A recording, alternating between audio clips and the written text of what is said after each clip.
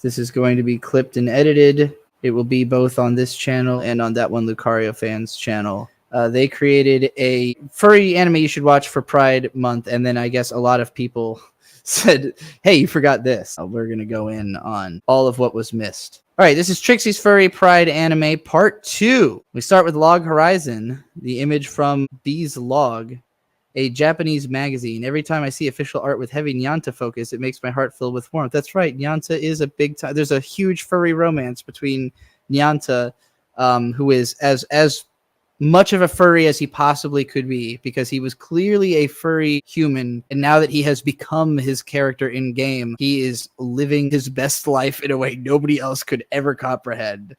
He actually got to become furry and a scholar. Now, why is it furry? The most prominent furry character in the cast of Log Horizon is Nyanta. He is a felinoid, which is one of the races in the game world that the show is set in, called Eldertail. It's funny how close it is to Elden Ring. In the real world, Nyanta was a human, but when him and the rest of his friends get trapped inside of the world of Eldertail, he is one of the first to accept his new living situation, as he actually feels happy now that his body is that of a cat. Here's him hanging out with other cats in a catnap place. Prior to joining the guild, the rest of his friends had formed. Nyanta was in a guild known as Cat Food. The members of this guild all enjoyed playing into their animal instincts, which means that Nyanta and many of the other felinoids were all lounging around in the ways that a cat would. Why is it Pride? As previously mentioned, the most prominent furry character of Log Horizon is Nyanta. Trixie once suggested in her Log Horizon analysis her theory that Nyanta is a hardcore furry role player, which is why when he became trapped in the game and in the form of his cat avatar, he felt so comfortable. I utterly adore this analysis of Nyanta. I honestly don't even think that's like subtext. I think that is just the text of the story. And I believe it has great potential as a part of the LGBT community as well. In other words, I believe Nyanta becoming more comfortable starting a new life as an anthro cat in the game world could be like a metaphor for overcoming body dysmorphia, as he felt happy and finally comfortable as an anthro cat. If we take this analysis as true, then that makes the fact that Serada and the others accept him as his true self and even admire him to be really beautiful.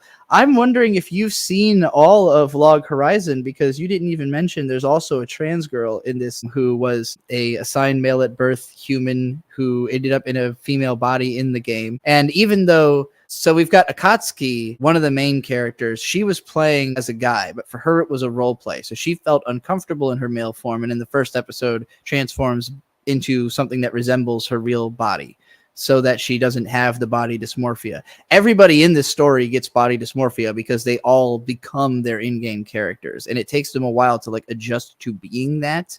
But the more they embody it, the more they're able to use their abilities.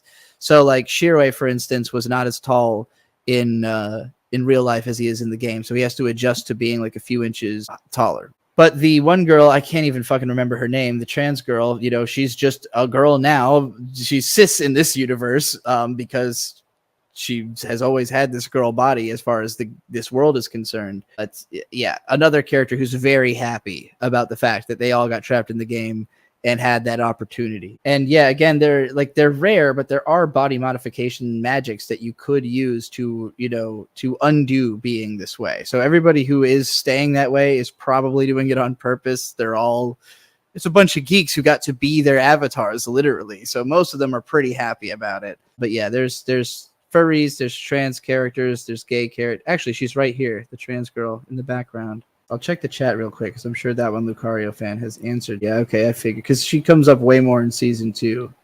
Fabulous Beasts.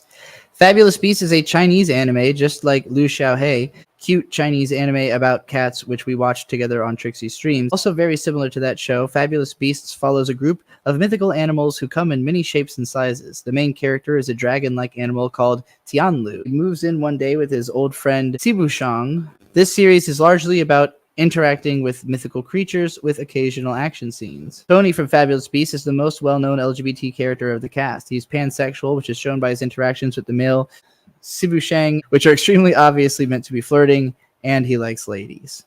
Hugto Precure. Buckle in, there's a lot to cover with this one. Hugto Precure is a season of Precure that was directed by Junichi Sato and Akifumi Zako. Notable for several things, such as it being Sato's only season, this season pioneered a lot of things which changed the Precure franchise forever.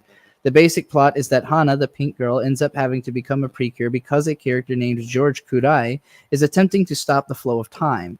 It seems George has some kind of connection to Hana, and there is some event in the future he's attempting to prevent.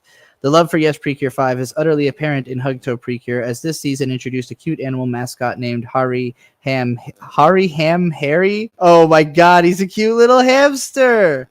Oh, I love him! Who, while normally looking like a cute animal fairy, also has a human form, which surprises the girls due to how handsome he is. One of the main Precure, named Homare, falls in love with Harry, but he does not reciprocate her feelings. He puts her down gently in a very kind-hearted rejection, which gave me vibes of Sato's other show, Magic Users Club, where a male character rejected a female who had confessed to him when she knew he was gay.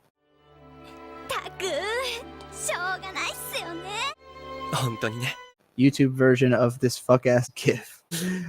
There are other notable LGBT characters in Hugto Precure as well, such as Emiru and Ruru, two of the main Precure. The two interact during the main season in ways that could be interpreted as Yuri, but this couple does not become canon due to the fact Ruru is actually from the future, and when the plot is resolved and things do go back to normal, she has to leave. The final LGBT character is Henry. Henry is a gender-fluid character who is introduced as a figure skater, and the show refers to them with male pronouns, but they really enjoy dressing as both male and female. Henry is often described by the fandom as the first character who is not strictly female to become a Precure, but that would be excluding Tart, a mascot from Fresh, who technically was the first non-female Precure, among several other non-females who became Precure before Henry. The character Masato, Emiru's older brother, also seems to develop a crush on Henry, and the two are close. Cute. They're holding hands and shit. Yeah, I remember hearing about that Precure. Sounds good. Monotone Blue, Girl from the Other Side, and Wise Wise Beasts. Monotone Blue is a manga following the gay relationship between a cat and a lizard. Oh man, I just realized that The Great Snake's Bride could probably qualify as... It's about a girl who gets betrothed to a giant snake in the mountains in feudal Japan. And it ends up being like a cute romance about her overcoming her innate fear of a giant snake to end up fucking the snake by the end of like volume 2 or something. Haven't finished it, but I did talk about it on Manga Monday. This series was sadly not yet adapted to anime, fingers crossed, but the author Nagabe has had one of their series get adapted to anime, which is called The Girl from the Other Side. It does not have LGBT characters as far as I've read. In a double interview that Crunchyroll held between Nagabe and Ancient Magus Bride's author, they both stated that the reason they enjoy making so many stories about interspecies couples, whether it be human x a skull-headed monster or a lizard and a cat, is because they feel a desire to represent alternative relationships. Nagabe's Monotone Blue is the most critically acclaimed gay story that they have done. However, they did also create a one-shot manga known as Wise Wise Beasts. Wise Wise Beasts is a gay romance manga set in a school mostly attended by anthro animals, but there are also a few humans. The story is told in vignette style, which is focused between many different gay couples in a fashion that can be considered like a male gay version of Yuri manga like Kindred Spirits on the Roof. Well, cool. I'll probably read this for a Manga Monday in the future. Working Buddies. I've actually seen some of this. This show's cute. Working Buddies is a 2-season anime from 2018, which follows a duo of anthropomorphic cats named Tapio and Kuehiko, who are working together in many different jobs. The two have a lovely dynamic, as Tapio is generally upbeat and energetic, while Kuehiko is more deadpan. Their friends and coworkers are also all anthro animals as well. There's a lot of evidence to suggest that the two mains are gay, as there was even a male bison who tried flirting with Kuehiko once, but generally the two cats seem to have a bond that could best be described as partners for life. The mains are very close in canon and fan art, as commenter Nyagast mentioned on part 1. Nice. Crediting to the commenter who pointed this stuff out. Sacrificial Princess and the King of Beasts. Sacrificial Princess can be more easily described as like a furrier version of Ancient Magus Bride, with a furry kingdom setting instead of the London countryside of Magus Bride. This comparison is sure to upset fans of both series, so I try not to make it, but it's the easiest description.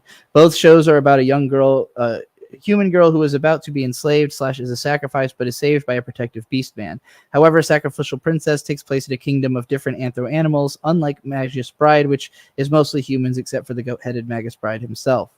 You mean Magus himself. The main ship of Sacrificial Princess is the straight ship of Sarifi, the former sacrifice turned princess of the beast, and Leonhardt, the beast king. However, while they are a straight ship, the way they face persecution for their species' difference in their relationship feels very much like it might be relatable to those who have faced discrimination for their own relationships. There is, however, a prominent gay ship among the side characters, and there is a white anthropomorphic wolf named Fenrir and a black wolf who is a major antagonist named Glepnir. The two have vibes reminiscent of the gay villain couple from Sailor Moon. Interesting. Stitch, the Madhouse Stitch anime. I didn't know this had gay furry stuff in it. This one is a late addition. You meant addition, not edition. This one is a late addition, but I discovered it thanks to Twitter last week, and I just had to include it because it caught me so off guard. Okay, so after the huge success of the 2002 Disney movie Lilo and Stitch, as well as the Disney Channel TV series for it, the company began to notice that Stitch as a character was popular worldwide, especially in China and Japan, which led to the creation of a Chinese animated series called Stitch and I. Oh, so there's another one besides the Madhouse anime, which was mostly a standard kids cartoon animated in Flash, but has a few interesting ideas like making Stitch more of a Lovecraftian monster. And last but not least, in 2008, there was a Japanese anime series simply titled Stitch. It was animated by Madhouse. If you're wondering why I'm bringing any of this up at a furry anime discussion when this just seems like any other kids show, well, there's a side character in the Stitch anime, a human girl who is really interested in Stitch, a lot more than you would expect. If I had a nickel for every kids show which involved a human falling in love with a mascot, I'd have 2 nickels, or 20 if we include Precure. In terms of LGBT characters in the Stitch anime, there's not really any that I could think of, but hey, there is Pleekily, since he does appear in the anime, as he does in most entries of the series. And there he is. I don't even remember that fucking character at all, honestly. I loved Lilo and Stitch, the movie, but it's been a long time. Special bonus, in celebration of this video and all you have done for the furry community, I also made a short animation, which I wanted to share with you now. Oh, all right. Well, let's watch this short animation. This shit's 47 seconds long. For animation that's long. My translation and pronunciation are definitely very bad, so you'll want to have subtitles on. Thanks. ハグしたいここ。 Oh. 頑張るここ。 Hey. 自分を信じてここ。私に任せてここ。 is privy to a number of No, you won't. You can watch his Jay Somerton videos. oddities outside of the premise of dueling Why in the do we upside down name- photo. Photon of Precure. Furry Yo, couples Coco. explained from left to right. Karen, the blue girl. おやすみ恋人ここ。大好き。 That was fucking adorable. That was great. I'm supposed to be bullying on this stream. You can't just like go and hit me with some sentimental, sincere fucking niceness like that. Also, your Japanese pronunciation was not that bad. And I thought your voice was adorable, if that was you. Not that I can really speak about Japanese pronunciation.